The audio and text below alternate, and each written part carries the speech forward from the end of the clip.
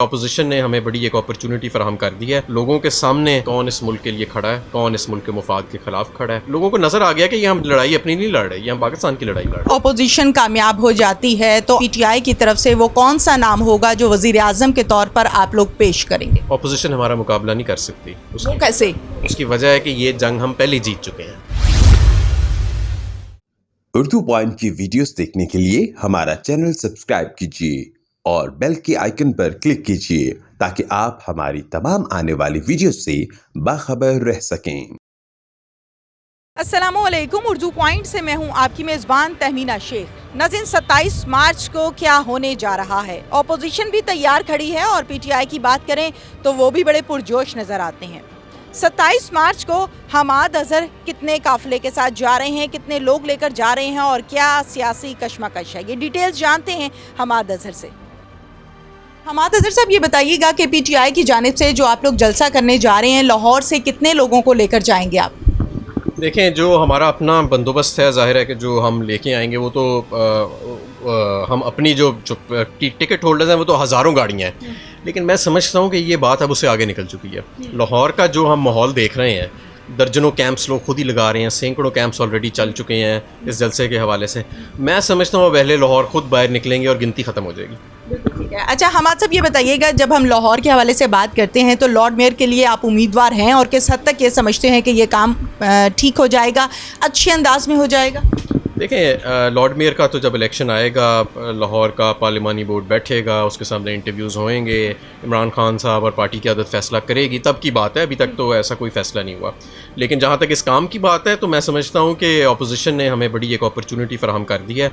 लोगों के सामने मुकम्मल क्लैरिटी के साथ उन्होंने लोगों को दिखा दिया कि कौन इस मुल्क के लिए खड़ा है और कौन इस मुल्क के मुफाद के ख़िलाफ़ खड़ा है। पाकिस्तान तहरीक इंसाफ की जो सपोर्ट जिसमें इजाफ़ा हुआ है पिछले 2-3 हफ़्ते में, मैं समझता हूँ आज जो हमारी ग्राउंड पे पोजीशन है अनप्रेसिडेंटेड है। और उसकी वजह यह है कि लोगों को नज़र आ गया कि ये हम लड़ाई अपनी नहीं लड़ रहे, ये हम पाकिस्तान की लड़ाई लड़ रहे हैं। वो कौन से लोग हैं जो पाकिस्तान के मुफाद के ख़िलाफ़ खड़े हैं, किन की तरफ इशारा कर रहे हैं? ये वो लोग हैं जो सिंध हाउस के अंदर MNAs को बंद करते हैं, उनके फ़ोन्स ले लेते हैं और फिर ज़मीर फ़रोशी होती है, ज़मीरों के सौदागर हैं।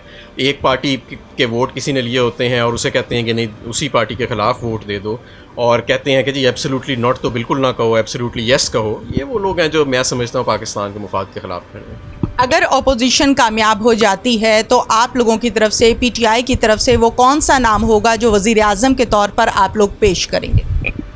हमारे मरते दम तक एक ही नाम है और वो है इमरान खान। फाइनेंशियली जो इदारे हैं उनका ये कहना है कि पाकिस्तान माशरती तौर पर तरक्की कर रहा है। क्या वजह है कि आम आवाम तक उसके समरात नहीं पहुंच पा रहे? ज़िम्मेदार कौन है, वजूहात क्या हैं? देखिए, सबसे पहले तो ये है कि ये मईशत का दूसरा साल होएगा हमारी हुकूमत में। हमें 3.5 साल हुए हैं, तो 2 साल इसमें से ऐसे हैं कि मईशत 5% से ज़्यादा की रफ्तार पे ग्रो कर रही है। और ये नून लीग ने आखिरी अपने 5वें साल में जाके हदफ हासिल किया था, वो भी इतने बड़े बड़े खसारे और कर्जे लेके, तो हमने उनके बगैर ये हदफ हासिल किया।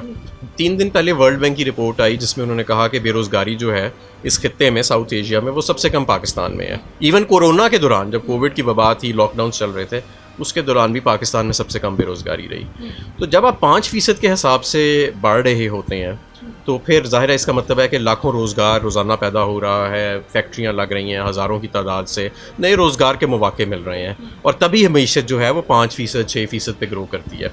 हाँ, ये ज़रूर है कि इस वक्त आलमी मंडियों में महंगाई का एक तूफ़ान आया है जिसका पाकिस्तान पर भी असर पड़ा है, और हमने कोशिश किया कि अपने लोगों को उससे जिस हद तक चाहे महफूज कर सकें। आपने देखा वज़ीर आज़म साहब ने पेट्रोल की कीमत कम की, बिजली का 5 रुपये यूनिट नर्क कम किया, हर घराने को और हर फ़र्द को पाकिस्तान में सेहत इंसाफ कार्ड की सहूलत दी कि आप 10 लाख रुपए तक का मुफ्त इलाज करा सकते हैं, कई प्राइवेट हस्पतालों में भी। तो ये इनकलाबी इकदाम है और मैं समझता हूँ ये वही हुकूमत कर सकती है जो लोगों के लिए खड़ी है। सर्दी आती है, गैस का बहरान हो जाता है, गर्मी आती है तो बिजली के मामलात शुरू हो जाते हैं। नो डाउट उसमें कमी भी हुई, वो बढ़ता भी रहा, पेट्रोल महंगा भी होता रहा, पेट्रोल सस्ता भी होता रहा। क्या वजह है कि किसी एक जगह पर ठहर नहीं पा रहे? देखिए, पूरी दुनिया इस वक्त तवानाई के बहरान से गुजर रही है। हमारा ख़ास तौर पे जो गैस का मसला है कि पिछले कई सालों से 9% सालाना के हिसाब से हमारे गैस के ज़खायर जो हैं वो कम हो रहे हैं, और जो इम्पोर्टेड गैस है वो महंगी बहुत ज़्यादा है। तो इसलिए अब हमने अपनी एक्सप्लोरेशन को भी बढ़ाया है और हम दूसरी अल्टरनेटिव एनर्जी की तरफ भी तवज्जो दे रहे हैं कि हम अब गैस से दूसरी तरफ भी लोगों को माइल करें, और इसके लिए मुख्तलिफ हमने पैकेजेस भी इंट्रोड्यूस किए हैं। लेकिन मैं समझता हूँ कि ये अभी हमने एक बड़ा हिस्टोरिकल बिल पास किया, वेकॉक का बिल। तो इस वेकॉक बिल जो है, जो इम्पोर्टेड गैस जो है वो हमें फराहम करने की इजाज़त देता है और उसकी प्राइसिंग करने की इजाज़त देता है डोमेस्टिक साइड पे, रेजिडेंशियल साइड पे। इससे खासी बेहतरी आएगी लॉन्ग रन में। ऑपोजिशन के लिए क्या मैसेज है, क्या जज्बात रखते हैं आप? कि ऑपोजिशन भी बड़ी धड़ल्ले से, बड़ी पावर के साथ, बड़ी प्रेपरेशन के साथ तैयार है, जब दूसरी तरफ पीटीआई को हम देखते हैं तो आप तमाम लोग भी बड़ी ताकत के साथ और बड़े पुरजोश होकर तैयार हैं। आमना सामना कैसा होगा, कैसे देखते हैं, जज्बात क्या है? ऑपोजिशन हमारा मुकाबला नहीं कर सकती। वो कैसे? उसकी वजह है कि ये जंग हम पहले जीत चुके हैं। वो कैसे? वो ऐसे कि पब्लिक ओपिनियन हमारे साथ है, खल्के खुदा हमारे साथ। आखिरी फैसला है। आखिरी फैसला। Thank you so much.